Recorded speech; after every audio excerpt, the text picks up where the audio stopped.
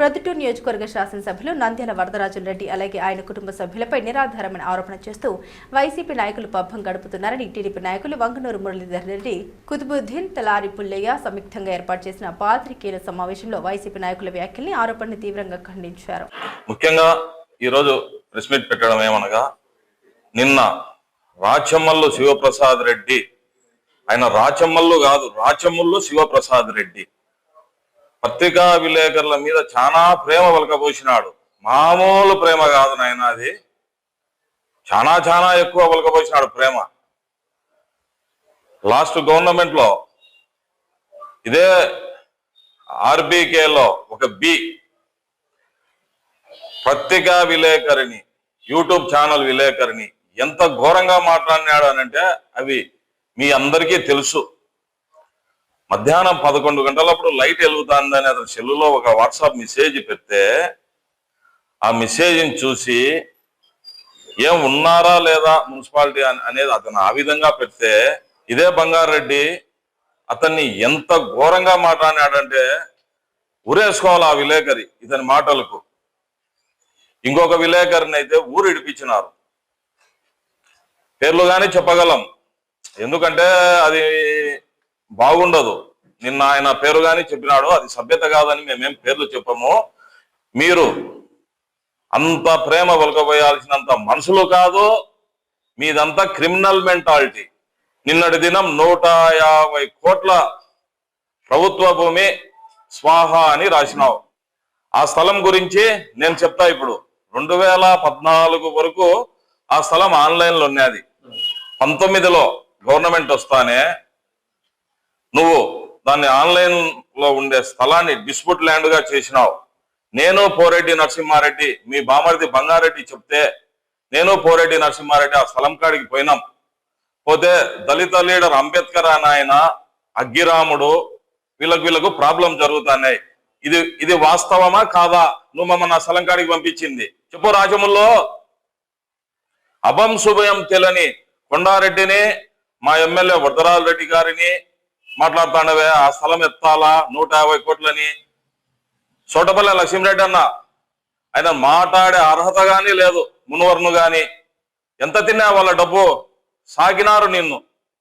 నీకు జీపు లేనప్పుడు డీజిల్ కు జీపు డబ్బుతో సహా ఇచ్చినారు వాళ్ళు. అట్టటోళ్ళని మాట్లాడతావా? ఏమంటే నీకు దేవుడు ఉందా? అదేం పుట్టలే పెరాలసిస్ స్ట్రోక్. ఏం రాచముల్లో నీతి వాక్యాలు బాగా చెప్తావు కదా. దీని గురించే మా కొండారెడ్డి అన్న, మా ఎమ్మెల్యే గారు ప్రెస్ మీట్ పెట్టాలన్నా.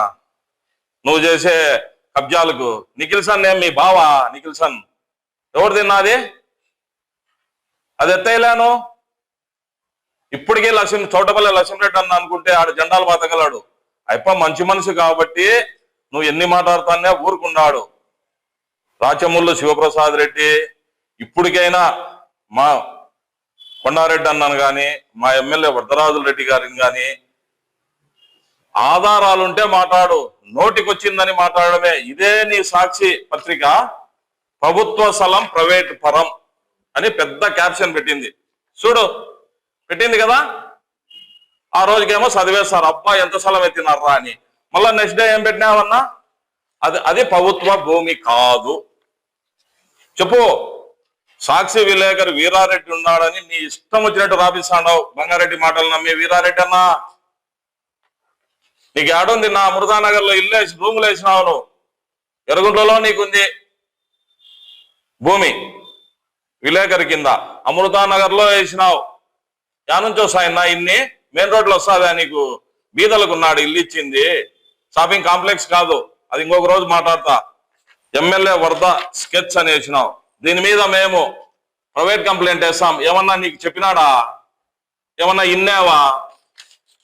ఆయన రాజమౌళి అని ఉన్నాడు సినిమాలలో, అదన్నా తీసుకోపో. ఎట్టా ఊరుకుండా తీసేసిన తహసీల్దార్ మాత్రం ఇంటికాడ ప్రెస్ మీట్లు పెట్టుకుంటా. తెలుసుకొని మాట్లాడు. మచ్చుకోటి ఉదాహరణ చెప్తా. నువ్వు చేసిన పంచాయతీలు ఒకటే, ఎక్కువ వద్దు. కొండారెడ్డి అన్న గురించి ఎక్కువ మాట్లాడుతున్నావు కదా. అలాంటి వ్యక్తి కొండారెడ్డి అన్న లాంటి వ్యక్తి ఈ ప్రొద్దుటూరుకి ఉండడం చాలా అదృష్టం. మా కర్మ బట్టే నువ్వు ఎమ్మెల్యే అయినావు. లాస్ట్ టైం ఒక గబ్బిరెడ్డి నాగిరెడ్డి వాళ్ళ కూతురు భార్యాభర్తల పంచాయతీకి వస్తే ఆ పాప దగ్గర 25 లక్షలు డబ్బు తీసుకున్నావు, నేను సెటిల్మెంట్ చేస్తా అని. తెలుసా? ఇచ్చినావా డబ్బును? ఆ పాప తిరిగి తిరిగి ఉక్కు ప్రవీణ్ కాడికి పోయింది, ఏదో క్లాస్మేట్ అని. అప్పుడు తెలుసుకొని నేను అనరాని మాటలు ఒక బ్యాగులో తీసి లెక్క ముఖాన్ని ఇట్ట కొట్టావు. ఆ పాప పోయి ఇంటికాడ ఎంచుకుంటే ఎంత ఉంది? దాంతో 4 లక్షలు ఉంది. 24 లక్షలకు 4. ఇది నీ నీతి. పోలీసు వాళ్ళకి ఇవ్వాలా, డిఎస్పీకి ఇవ్వాలా, సిఐలకి ఇవ్వాలని లెక్క తీసిన కథ ఉంది. ఏమంటే మాకు నీ మాదిరి ఓపిక లేక ప్రెస్ మీట్లు పెట్టడంలే. అదే కొండారెడ్డి అన్న ఆ పాప పంచాయితే సెటిల్ చేసి భార్యాభర్తలు కలిపినాడు. తెలుసా నీకు అది? హైదరాబాద్ లో కలిపినాడు. అదే నువ్వే కలిపింటే అట్లా అమ్మ రంగరంగ వైభవంగా ఒక పట్టు చీర ఇంకోటి ఇచ్చి నేను కలిపినా అని పెట్టుకునింది. ఆయన ఏమన్నా చెప్పుకున్నాడా? చెప్పుకోలే.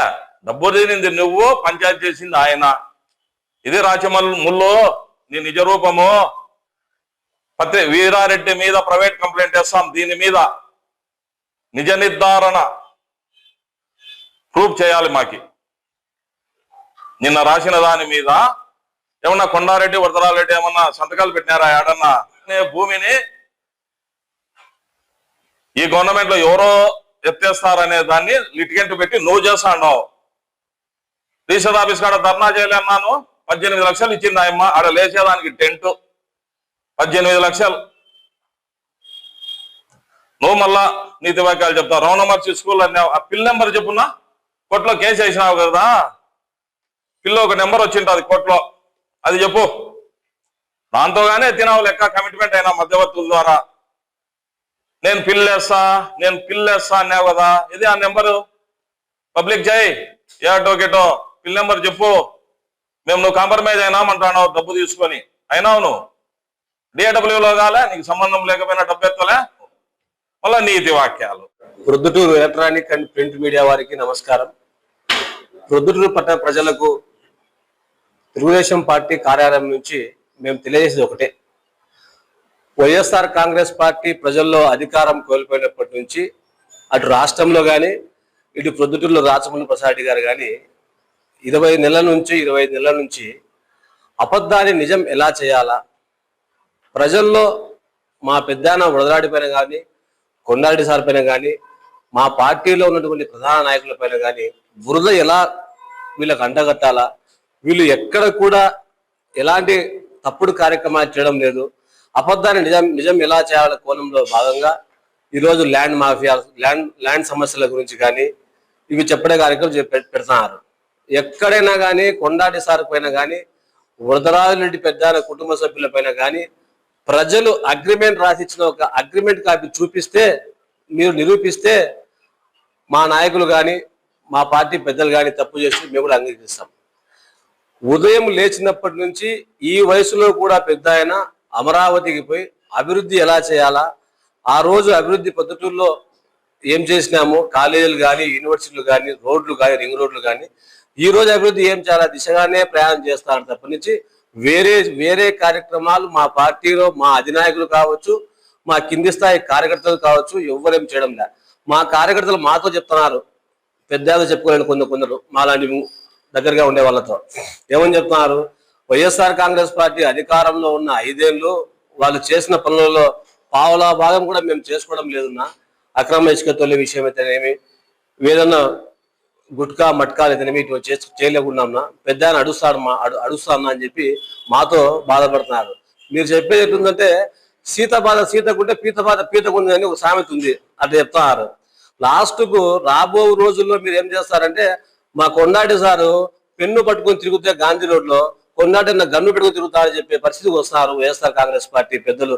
రాచమల్లు ప్రసాద్ గారు కావచ్చు, పార్టీలో ఉన్నటువంటి మాజీ కౌన్సిలర్లందరూ ఇట్లాంటి తప్పుడు సమాచారాలు చెప్పి ప్రొద్దుటూరు పట్టణ ప్రజలకు తప్పుడు సంకేతాలు ఇచ్చి మీరు ఏమి చెప్పినా కూడా ప్రొద్దుటూరు ప్రజలు నమ్మే పరిస్థితులు లేదు. మళ్ళా రేపు స్థానిక సంస్థలు కావచ్చు, రేపు మళ్ళా అసెంబ్లీ కావచ్చు, మళ్ళా తెలుగుదేశం పార్టీ జెండానే పొద్దులో ఎగురుతుంది. పెద్ద నాయకత్వంలోనే మళ్ళా ఇక్కడ తెలుగుదేశం పార్టీకి మళ్ళా ముందుంటామని చెప్పి ఈ మీడియా ద్వారా తెలియపరుస్తున్నాము. ఇప్పటికైనా మేము కానీ మా నాయకులు కానీ ఏదైనా మంచి సలహాలు ఇవ్వండి. ఇంకా ఊరికి ఏం చేయాలో ఏం చెందాలో మార్కెట్ మధ్యలో ఆపేశారు. 4,000 కుటుంబాలు రోడ్డున పడి ఎట్లా బతకాలా దేవుడు అని చెప్పి మా ముస్లిం కుటుంబాలని బాధపడుతున్నారు. మాతో చెప్పుకుంటున్నారు, ఆడి తాత్కాలిక మార్కెట్ పోయినప్పటి నుంచి వ్యాపారం లేదున్నా, మాకు పిల్లల పెళ్లిళ్ళు, మా యొక్క ఉపాధి ఎట్లన్నా ఏం కథనా అని చెప్పి ఏదో పెద్ద సీఎం గారితో మాట్లాడి కొంత పాత బిల్లులు శాంక్షన్ చేయించి మళ్ళా మార్కెట్ ఎట్లా పూర్తి చేయాలని చెప్పి నూతన ఆలోచనలతో, కొత్త ఆలోచనలతో కొండాడి సార్ పెద్ద ఒక ఆలోచన చేస్తున్నారు.